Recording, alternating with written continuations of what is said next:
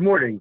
This is Stahl, and welcome to the first edition of Secure the Village's webinar series, Secure the Village, turning people and organizations into cyber guardians. Today, we're going to be talking basically an information security management overview, the top layer of management and leadership. Joining me on the program is Bill Leider. Bill is the managing partner of the Axies group and is also on the Secure the Village Leadership Council. Bill, you want to say hello and give a little bit of an introduction to yourself? Good morning, everyone. It's nice to be here. As Stan said, I'm the managing partner of Axies Group, a consulting firm focused on transformational leadership. And through that, we use a model called the balanced organization that rests on 6 working elements: vision, values, values-driven leadership, culture, strategy, and greater purpose. So with regard to Secure the Village and the connection between the two, I'm going to be looking at culture and values-driven leadership within your organizations as they pertain to how you go about the ongoing process of dealing with the cybersecurity issue. And again, it's a pleasure to be here. Great, Bill. Thank you so very much. We'll be a lot of interaction. There's a common mythology, if you will, that security, that's the technical problem. The IT folks have it, that kind of stuff. Bill and I, over the course of the next hour, are going to spend a fair amount of time just talking about how, yes, that's important. It is a technology issue, but how more deeply than that, we're really fundamentally talking about leadership and culture. Yep. We'll be talking about all of that in the context of cybersecurity. What are the objectives of security, information security? We'll look at the NIST cybersecurity framework, and interspersed in all of this discussion is going to be the role of leadership. So with that, let's get started. Our basic ideas, Secure the Village, turning people and organizations into cyber guardians. What is it to be a cyber guardian? And Bill, we've got the screen up here. It basically shows what's going on. But Bill, you talk a lot about influence and how that plays out, and how does one influence when you're not the CEO, and all of those kinds of issues. So let's stop here for a moment or two and just kind of talk about what it is to be a cyber guardian. Well, if you're not the CEO and you don't have the absolute authority to look at departments and people outside the area of information and information security, you are in effect a consultant, and consultants can only lead through influence. So the degree of influence that anybody has in that regard is dependent on the compelling nature of their story. And when I say story, I'm not talking about a fictional novel.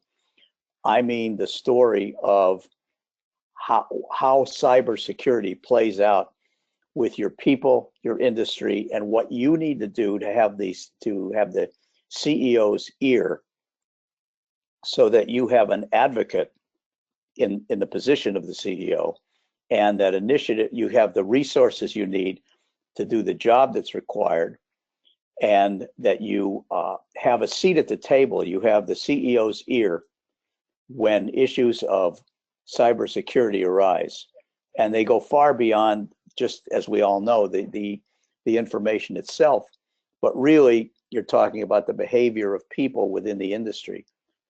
So one of the things I do is I also lecture at USC in the area of values-driven leadership as it pertains to counterterrorism.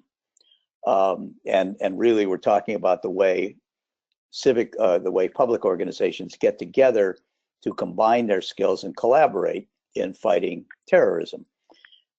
And I will tell you that the similarities between physical terrorism and cyber security or cyber terrorism are virtually the same.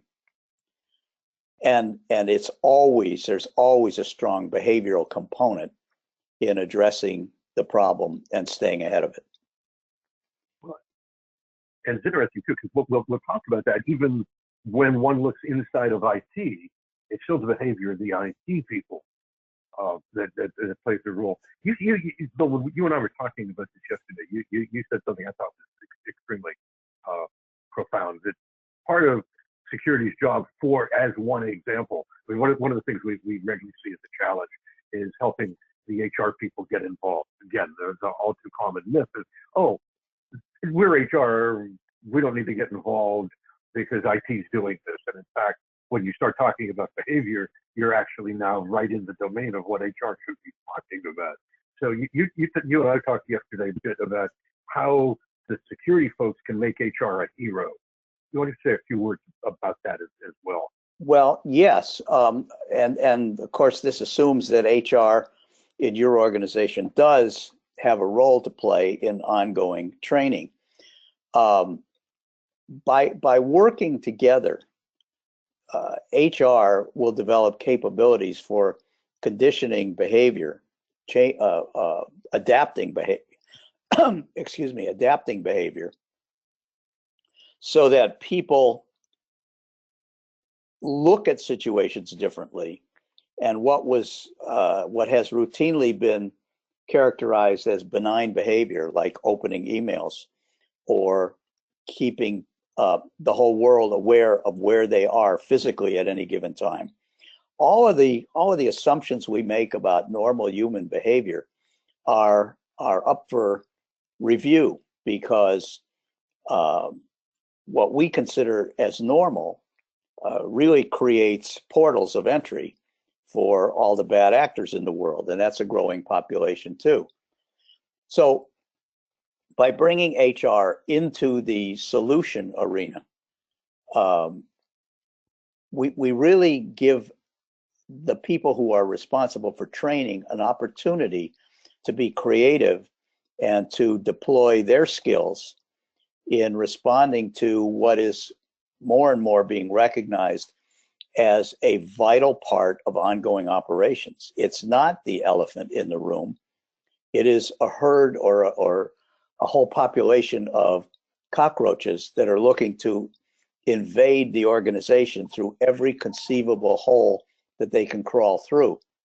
So whereas the elephant in the room is benign most of the time, cockroaches are always active. And cockroaches is the analogy that Stan came up with. I want to give credit where credit's due here. Well, yeah, thank you on that. It just seems cockroaches seems the appropriate piece. I suggested mice, and Stan said, no, cockroaches are better. Well, yeah, even if they're only mice, we still have a problem. But if anybody's ever been infected with cockroaches or things like that, I remember years ago hearing Watts Humphrey of the Software Engineering Institute talk about software vulnerabilities, which plays right into security as well. And his description was, they're like cockroaches. When you find one, you don't just have one, you've got a whole nest of them. So yeah, that the metaphor actually goes back to somebody who's a giant in the space of secure software development that way. But if those are the go ahead, sorry. No, that's good to know, Stan. Sure. But if those are the objectives, if the idea is to help people be cyber guardians. Okay, but here's the other point I wanted to make. Okay. A lot of you are in organizations where HR is not that big and not that pervasive in the area of training because of the size of the company. So the question becomes, who is in charge of training? Who does the delivery and the creation of the material? And whoever that source is, whether it's an outside firm or no one, line operations people are responsible for training in a variety of areas. It is still necessary to identify the kinds of training that needs to be administered, who needs to hear it, how it's tracked, how it's measured, and whether you do it through a formal HR organization within your company, or you create a training program or use an outside resource. However it's done, training has to be identified, the kind of training, the content of the training, the measurement of its effectiveness, all of those things have to be done. Usually that's beyond the purview of anybody in the information sector. But the important thing here is the need for training has to be identified, assigned to someone, and carried out. Good. Well said. So kind of with that, okay, helping people be a cyber guardian, and we just talked a lot about kind of what that means and the importance of training to do it. I want to go to the next slide, which is who are the cyber guardians? Because it's ultimately, if you look at this slide, there's a lot here, but it's that, these are the people on the left side of this screen. These are the leaders in an organization. I mean, the chief executive officers, certainly, CFOs, the COO, down to in nonprofits, directors of development have to be involved as cyber guardians. If you're in a professional services firm, you may very well have a technology committee. Those people have to be cyber guardians as well. Again, in professional services firms, the partners in charge of administration, certainly the IT people, the chief legal officers, and risk officers, if they're in your organization. All of these people are the natural constituents of an organization's cyber guardian. And then if you look on the right-hand side, you get all the other people that are specific inside of this business or that organization, but they're the service providers often. Your bankers, your insurance brokers, if you're an investment banker and you're doing mergers and acquisitions, you need to have cyber guardians perspective as you do those kinds of things. And all of this is subtle. We just saw a report this week. Bill and I, we were talking about this yesterday. The Fitbit story that just illustrates how you really have to stay on top of this stuff because there's new technology coming up, and that new technology has in it unintended consequences that has severe security implications. If you've not seen the Fitbit story, it's that the military properly, likes their service people to stay in shape, provides them Fitbits, which they use. The Fitbits send location information to a place where now someone can go in the cloud and look at heat maps of where all the Fitbits are around the world. And well, that's good. And, oh, wow, look at all the Fitbits here in Los Angeles or New York. When it's look at the Fitbits in Afghanistan or Syria, and you're now identifying where U.S. service people are, all of a sudden, something that was very, very valuable and useful now becomes very, very dangerous.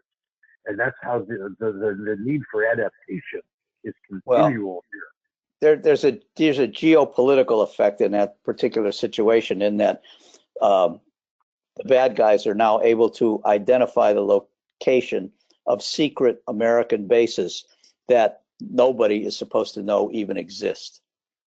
Now they have a target of opportunity to attack. That's right. The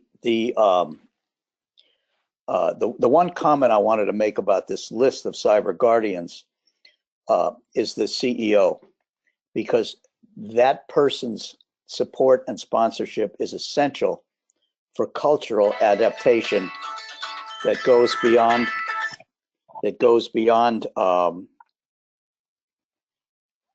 anything that is just within the purview of information itself. So the CEO's sponsorship and support is vital if we're talking about cultural adaptation. Yeah, absolutely. And it's one of the reasons it's the opportunity to throw in another plug for SecureTheVillage, that one of the services we provide the community is executive focus groups. We pull together a group of 8 or 10 or maybe 12 executives for a focus group, a 2-hour session. Let's talk about cybersecurity and the need for leadership and all the things that ultimately form some of the backdrop of what we're talking about today. So if, one of the things you can do if you're listening to this organization, this webinar, is think about inviting your chief executive to participate in one of our focus groups. All you need to do is email us at info@securethevillage.org, and we can make that happen. With that, I want to move ahead now to okay, so that's who the cyber guardians are. That's a little piece of the overview, but let's get started in terms of what's going on in the cybercrime landscape. Let's not to berate this point, the old saying, that people don't want to know that there's a flood coming. We know enough of that. People really need to know how to build an ark. But if you're going to build an ark, you need to know a little bit about what kind of rainstorms to expect. So let's just take a brief journey, a walk on the wild side, so to speak. And what you see here is just, there's a ton of breaches going on. The Democratic National Committee, Sony, HBO, you see them, the Equifax breach, and so on this page. And this is a drop in the bucket of the total. Among all these challenges, one of them is what's called business email compromise, online bank fraud. Cyber criminals will send, for example, an email to a CFO, make it look like it comes from a vendor that says, we changed our bank account, please wire our payments to the following. And they'll give a fraudulent, the bank account for the transfer of money will be run by the cyber criminal. Or an email will come looking like it's from the CEO of the company to the CEO or to the CFO, and it says the same thing. Please wire $100,000 to this bank account, this account number.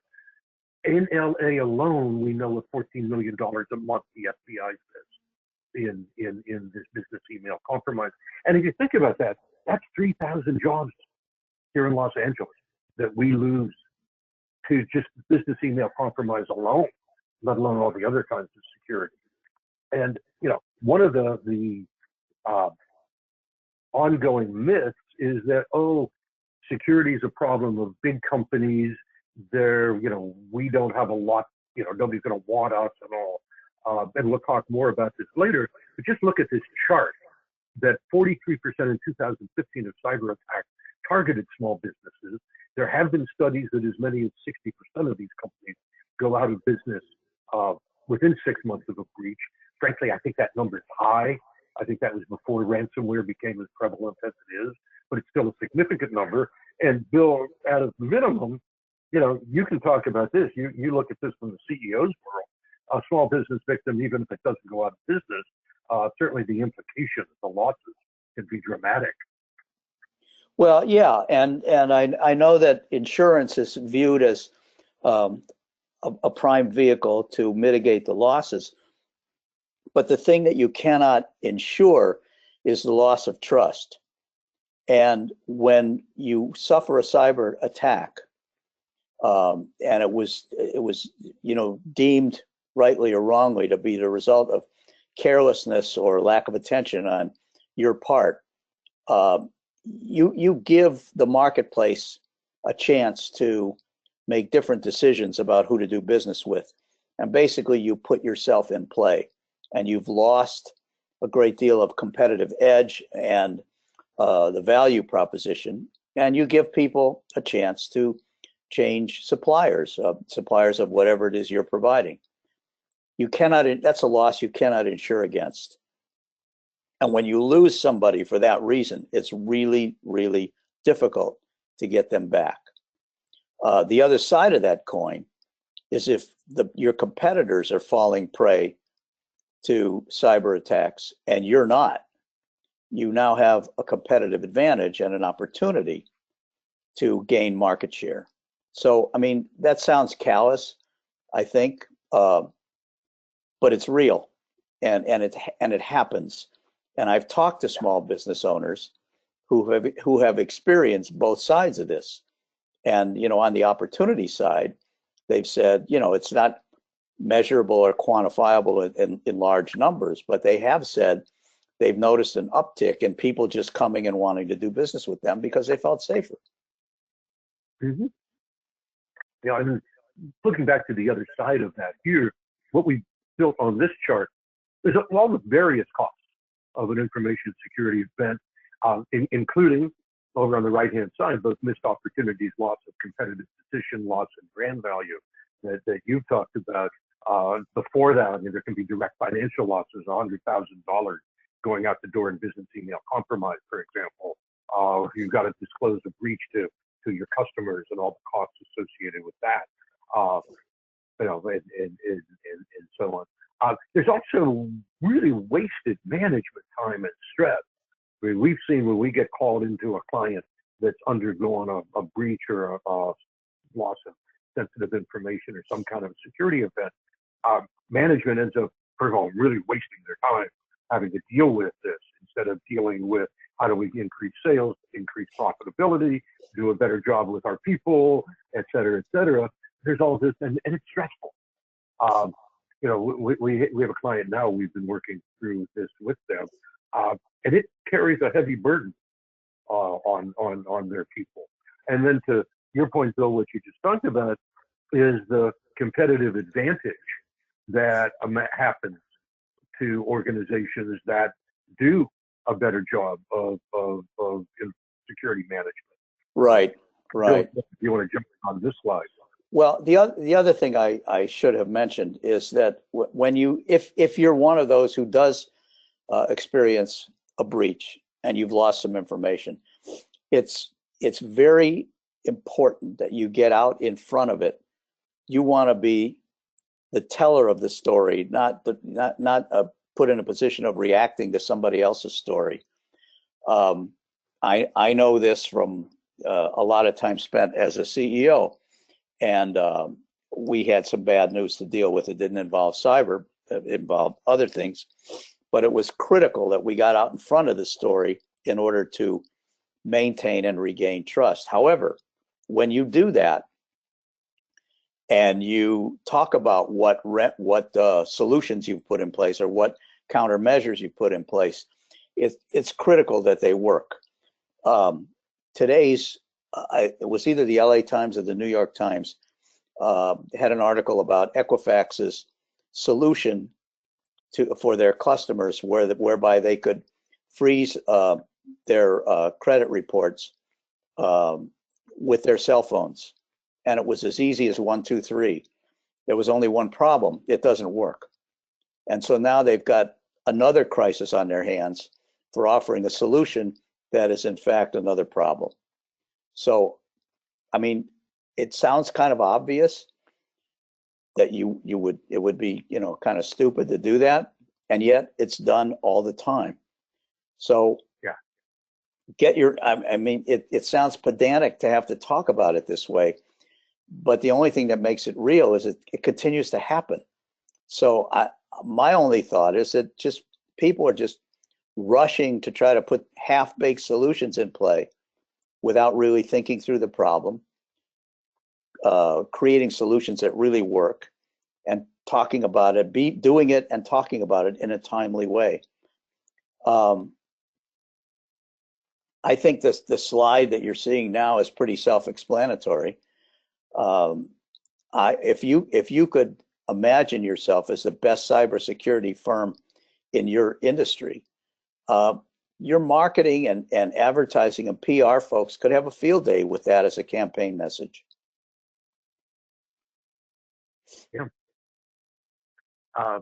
absolutely true. And it's the other side of that. And we're, again, seeing that a lot with our clients, that as they step up to reviews and audits from their customers' confidence in them goes up. And the fact that they are providing an appropriate level of cybersecurity management now becomes part of their competitive advantage in their industry. So absolutely an important piece. I want to go on to this and to begin, again, not to belabor the point, but begin to look at where cybersecurity weaknesses live. Again, part of the story that we're telling here, that Bill and I are telling, is that these weaknesses, even when they're in the technology domain, they're still management, they're still cultural, they're still leadership issues. But if you look at this chart, this is a chart IBM put together of the anatomy of a breach. That it's always start at the left-hand side. It always starts, almost always. I mean, this is the 90%ers or the 80%ers of breaches. Start with a user receiving a phishing email, which they open. And the email will either have an attachment to it or a link on it, and the user will be induced, it's called social engineering, the user will be induced to open the attachment or click the email. That's the human failure on the user side. Once that happens, now it's up to how good is the technology. Those last 5 charts or bars on the right-hand side of this breach, where the technology failures occur. But in all of these, it's either a management failure or a cultural failure that's at work here. I mean, and again, we'll talk about Equifax some more. They're the poster child today. But we'll talk about how even their technology failures were really the failures of management, were really the failures of leadership there. And so let's spend a couple of minutes, though, just talking about the causes of human failure. Why? Why don't people get it?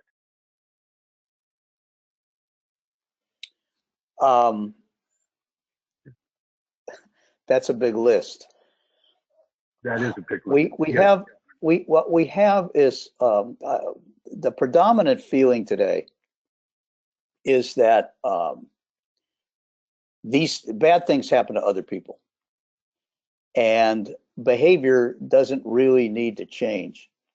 So, you know, Stan has often talked about this in terms of, you know, mistrust and suspicion are healthy attitudes for protection. And, you know, they probably are. But I don't think we're going to have a whole society of people that's going to walk around mistrusting everything and everybody. What we can have is a culture of awareness and safety and concern for our own security. And it relates to a lot of behaviors. But it has to start with that cultural adaptation. And that has to be driven by the CEO. You can't drive that whole change in attitude through an organization unless it has the sponsorship, the leadership, and the backing of the CEO. So again, as the cybersecurity consultant, if you will, you have to have that influence so that we're looking to safeguard. We're looking to protect. It's not about being suspicious. It's just about protecting our data, our information. Yeah. Once I think you're right. You know, sorry, Bill, I was just going to say that. You know, if leadership downplays the risk, then the organization is not going to have the cultural adaptation to properly manage that risk. Yeah. The training won't be there. You won't be sure your people have the skills or aptitude for what they need to do. And you won't enforce or ensure appropriate technology management of the security either. Yeah, I think probably the two work hand in hand. Perhaps they don't, only because a lot of people believe that cybersecurity begins and ends with technology, and that's just not true, as we've seen in all of many of the big breaches. So the human failure is a failure begins with the failure to establish the culture. And from what I mean by the culture is we begin with an organization-wide awareness of the issue itself, an awareness of what kinds of new behaviors have to be adopted in order to deal with the issue, and then the training and the measurable accountability and the skills building to get it done. Yeah, well said, and it's a good segue to the next chart, which is a little mini case study of Equifax. I mean, Equifax being in the news becomes very valuable because people tend to know about what goes on. But if you look, just don't have to look deep below the surface for Equifax, and you begin to see core problems right away. On organizational leadership, it appears absolutely non-existent when it came to cyber.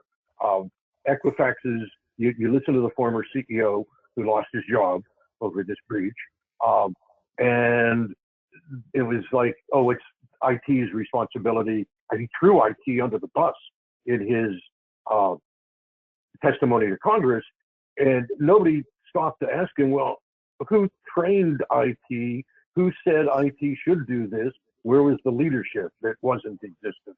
There was also an issue, let's go to this next line here, of where did security management report in the organization? The chief security officer reported to the chief information officer at Equifax.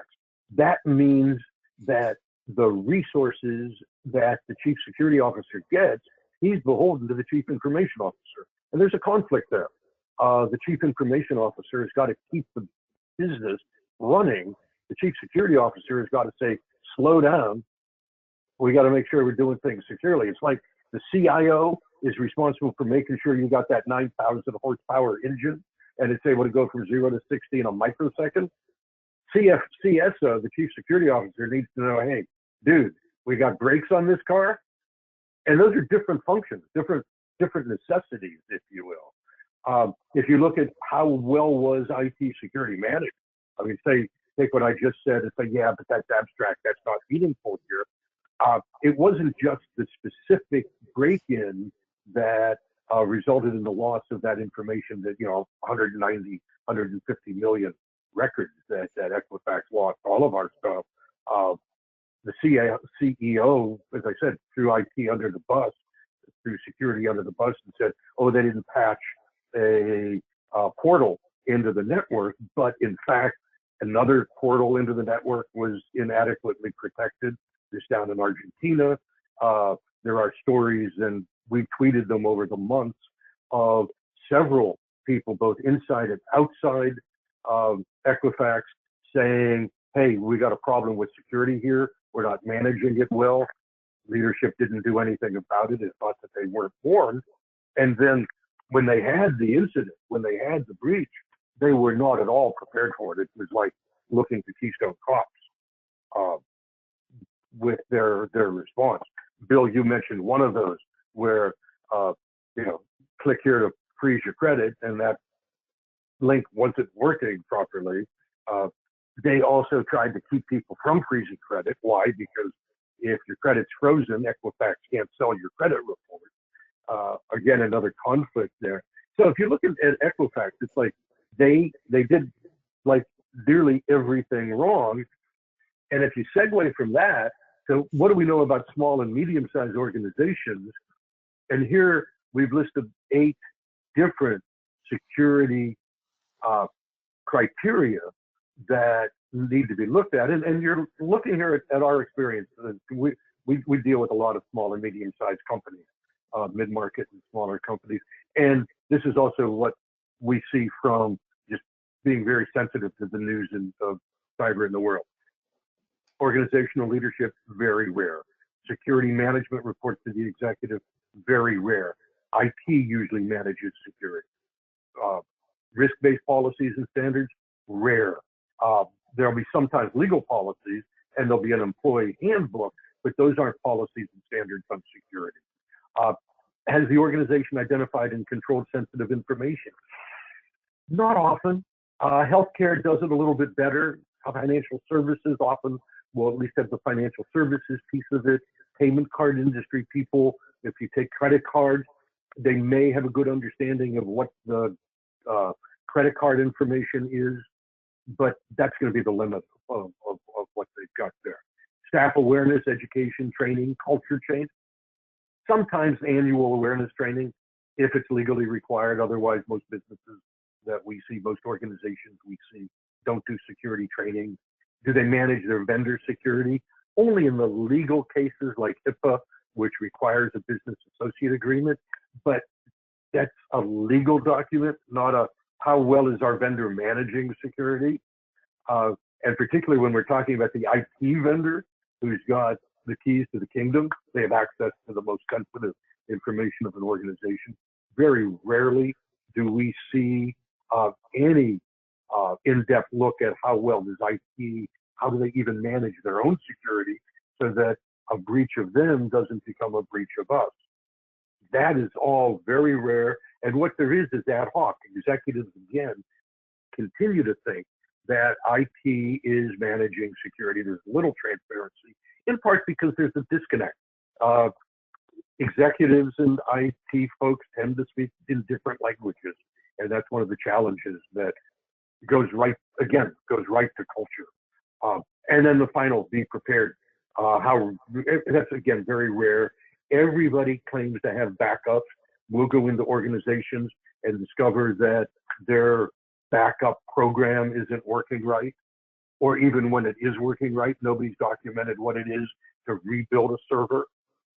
So you get a disaster and it takes you days instead of hours to get a server ready to restore to it.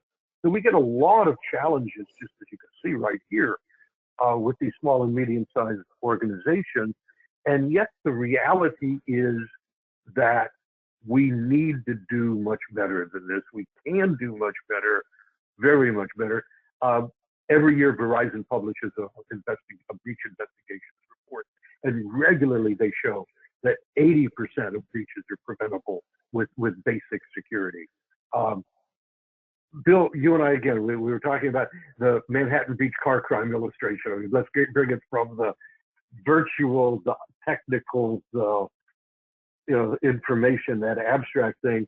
It's just in Manhattan Beach, where you live, people have cars, and people have things stolen from their cars on a regular basis.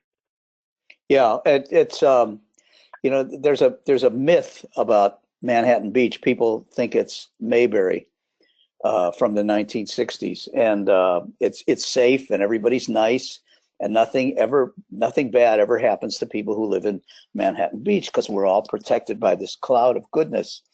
My wife is an area coordinator in the Neighborhood Watch program, and she gets the weekly police crime reports and disseminates them to all the residents, most of whom never read the reports. And we get car thefts every single week, multiple car thefts. Now, the cars themselves are not stolen, but the contents are. 90% of those car thefts occur with unlocked vehicles. I've been to countless meetings where people are told, just lock your damn car. And they don't, because they still think that nothing bad could ever happen. And they're shocked when it does. So I think the same behavioral patterns flow through all aspects of life. And so the same behaviors that occur in Manhattan Beach that lead to unnecessary car thefts are occurring in businesses that just have preventable problems that they just don't bother to address. Now, there's one thing that we haven't talked about yet, and that is, where data security, where cybersecurity, what kind of a role it plays in the overall business model. And I think for most companies and most leaders, everything we're talking about represents an element of overhead. It doesn't really add value to sales or bottom line. It doesn't increase either one of those. And I would argue that it does. And it does it in a way that talks to opportunity cost and opportunity loss. And if you don't protect against those things, you're never gonna see the lost opportunities that you could have exploited if these breaches in security had not occurred. Because when they do occur, it almost always translates into the cost of the cybersecurity attack is much, much greater, multiples greater than it would have cost to prevent it. But because that's not a tangible connection, it's just not done. So your job, your opportunity as an ambassador here is to make that case.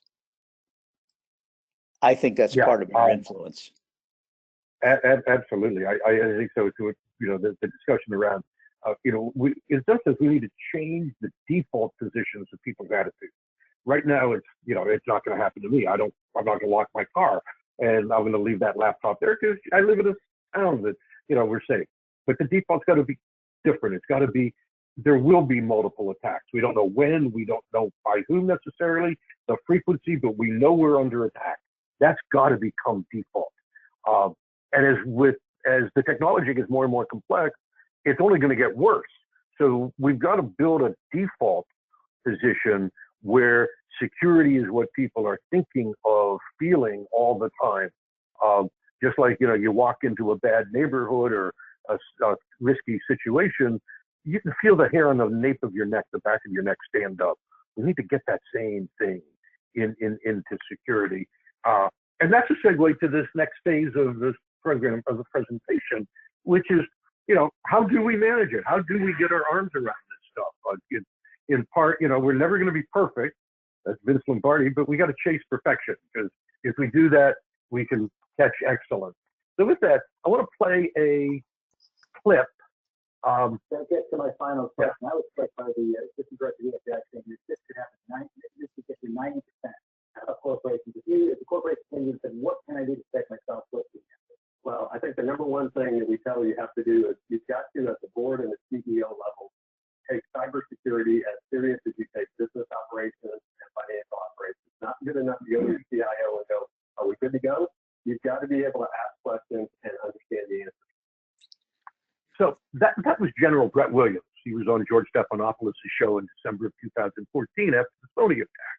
And what he said is absolutely right on. First step is you got to take it as seriously as you take business operations and financial operations. That's the executive that's got to say that. That's got to do that. And the second is we've got this disconnect between technology and the rest of the business, that they do speak different languages. Again, it's a cultural challenge that we've got to be able to get these organizations speaking the same language.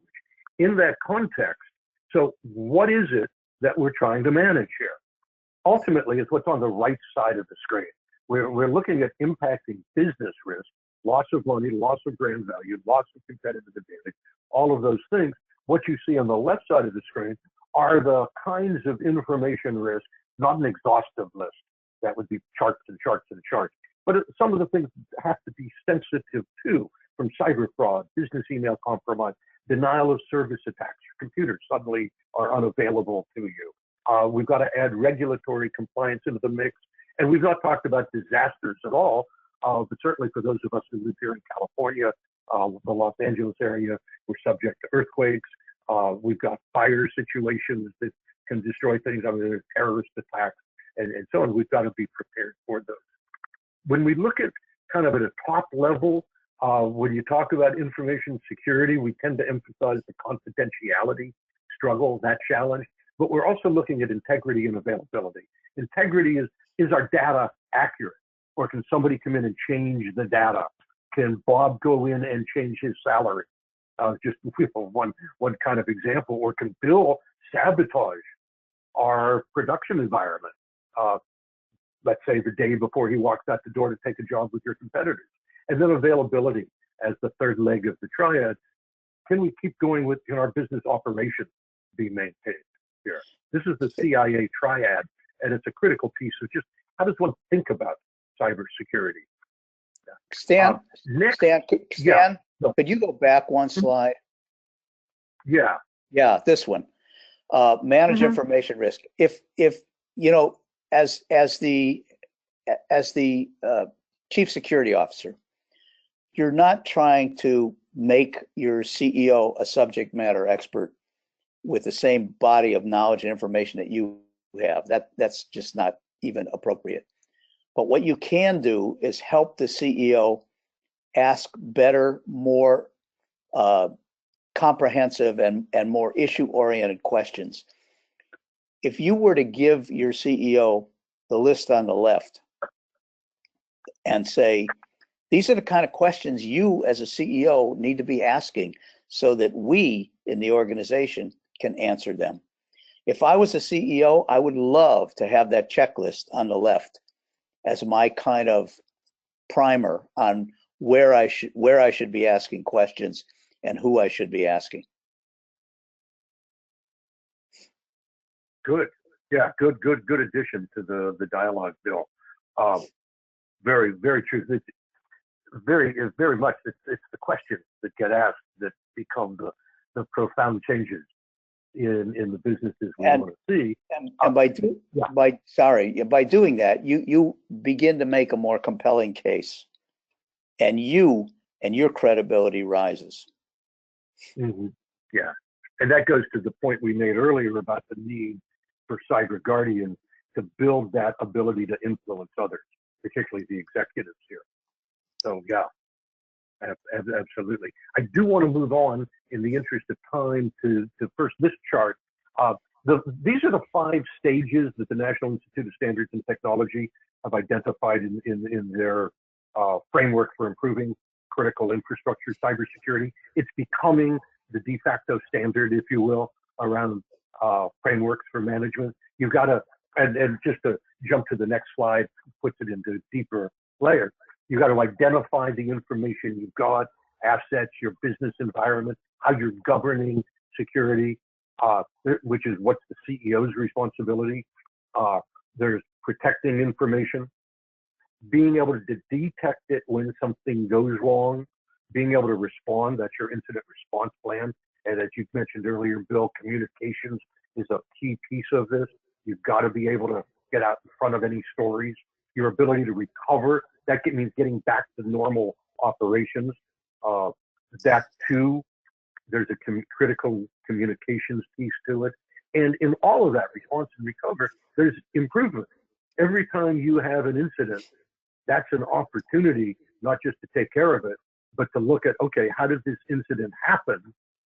And how do we prevent that incident from happening again? How do we either better protect, be faster at detecting, be more effective in our response, and ultimately more quickly and with minimum impact recover and get back to business as usual. We've identified over the course of our, what is now 16 years of being in business, 7 critical security strategies. We talked about them in one way or another over the course of this presentation already. First is leadership, which we talked about. Second, policies and standards that are risk-driven. Third, and again, it goes back to just what we just saw, identify, document, and control sensitive information. Train and educating people, changing culture, managing third parties, managing the IT infrastructure from that information security point of view. Equifax blew that bad. So did the DNC. So did Target, for example. And then being prepared, incident response, business continuity, planning, all of those things. And a key piece to this is the importance. All of this flows out of culture.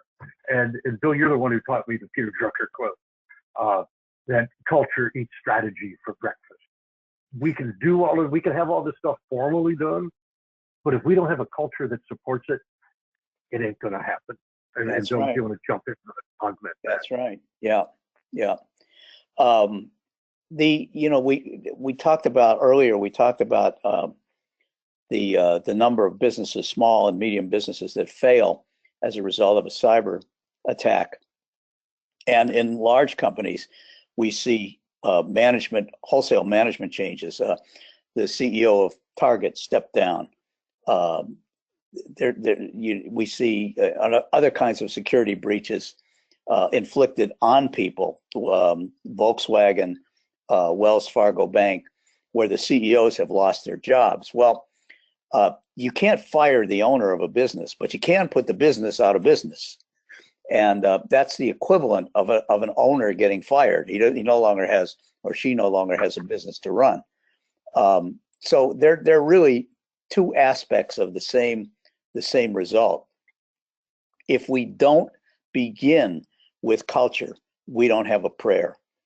And you guys, everybody in the cybersecurity arena has an opportunity to impact this cultural adaptation. And that really goes beyond what you do to the effects and results of what you do. So if you look at things through the eyes of a CEO and see the picture in terms of not what you do, but the results of what you do, I think you have the basis for a good story. Mm-hmm. Yeah.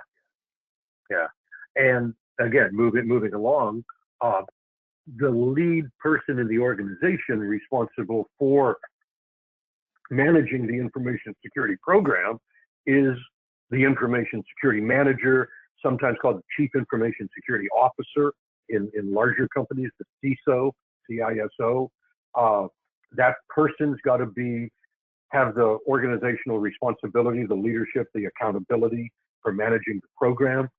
In smaller organizations, it is not a full-time role, but it's a role that has to be taken on.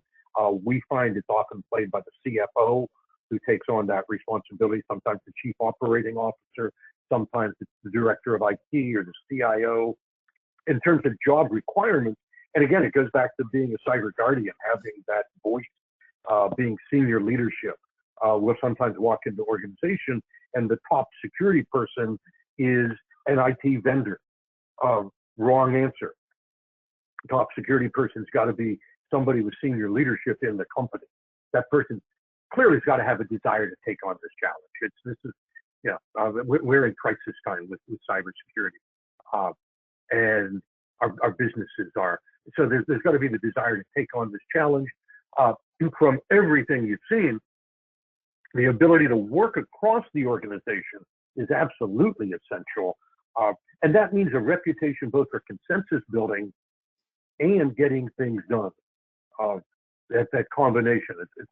Let's organize people to get things done. And if you notice, none of that requires specific security subject matter expertise. That's something you can learn, you can get from outside. You need to manage security, go to the next chart, across organizational leadership team. On the left are some of the players who can be on that team. If you go to the SecureTheVillage resource kit, there's a whole section on the team, and that's actually the subject of our next webinar a month from today.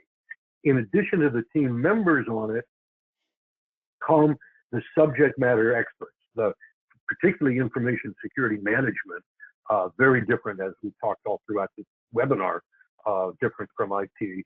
And then people who are sensitive with a good knowledge and understanding of cyber law and cyber insurance as well. And again, this is one of those elements of market differentiation. And when we see this working, one of the things that also happens is as information security people start interfacing with IT people, looking at the combination of both of those things together, we'll often find as well that IT gets more efficient. User satisfaction in IT grows because some of the things that we talk about in security are also things that impact the user's view of security. So as you said, Bill, all of this is in some sense a necessary evil in the organization. These take away from the time available to sell and make profits and do those kinds of things, but they're absolutely essential.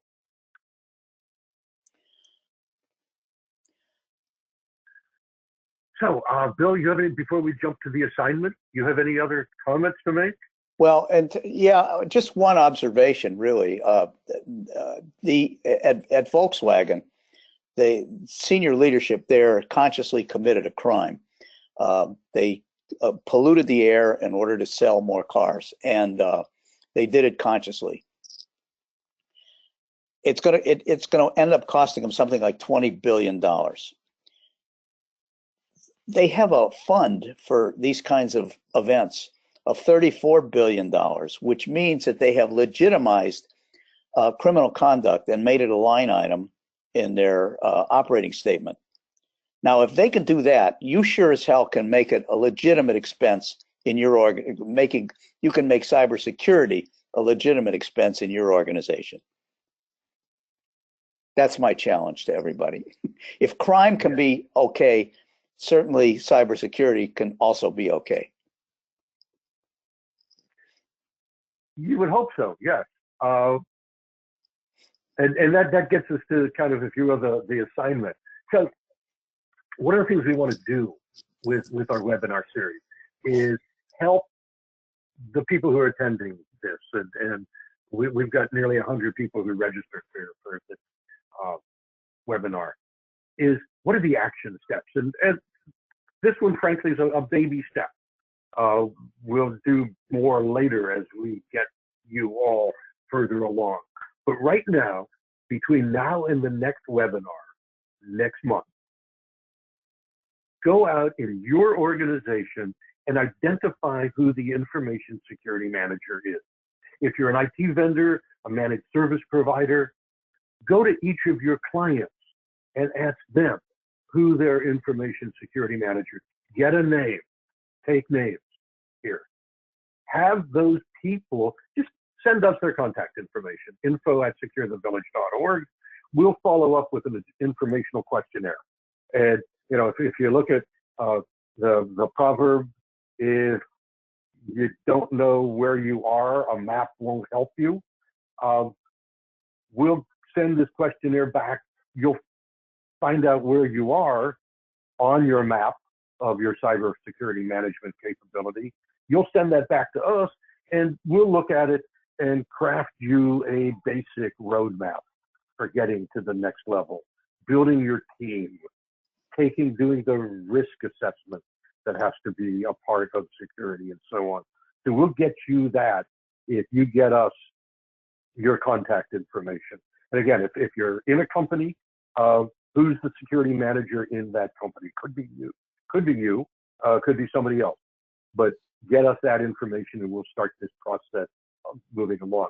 If you're, as I said, an IT vendor, a managed service provider, think about the problem either from the context of who in your company is the information security manager, or think through it to who in your clients, your customers' company are their security manager. So that's the assignment for next month. Our next webinar next month, our guest is going to be Dennis Deitch. Dennis is the managing partner of Deitch Consulting Group, and we're going to look at, like today was so much of the focus was on culture and leadership and adaptation. The next one's going to be, let's go down a level. Let's look at the management leadership team. What are some of the specifics that have to happen? It's scheduled for March 1st, 10 a.m., same date and time 1 month later from today. Like today, we'll be recording the webinar, so it's going to be available on our resource kit. Within the next couple of days, we'll get that up and posted. And it's part of the total of our webinar series. They're the first Thursday of every month. And they're designed to be, like we believe this one was, very practical, very real world, very how-to, and actionable. Who's your security manager? Here's our schedule for 2018. March 1st, as we said, we'll talk about the management and leadership team. April, we'll talk about online bank fraud. We'll talk about the basics of cyber law, policies to standards, conducting the risk assessment. Notice that date change is June 29th. It's a week early because of the July 4th deadline or holiday and so on. I'm not going to read those for you. You have this on our website. There's a lot we offer in Secure the Village in addition to our monthly webinar series. There are executive focus groups we talked about. There's our resource kit. This is based on the leadership resource kit on our website. There's the code of basic IT practices. If you're an IT vendor or you hire IT vendors, you want to make sure you follow the code. And then separate from what we're doing for organizations, we also have a lot of community-based programs, PTA organizations and schools and libraries and so on, getting people to train the broader community. That's who we are, what we do. Beyond that, Citadel has free resources. You can sign up for these at citadelinformation.com. You'll get the cybersecurity news of the week and our weekend vulnerability and patch report. Here's a chart for more information. We're just about out of time. Bill, you got some final words? Thank you. Good final word. Thank everybody else as well, for all of you that participated. We thank you. We look forward to being with you again in a month, and we are adjourned.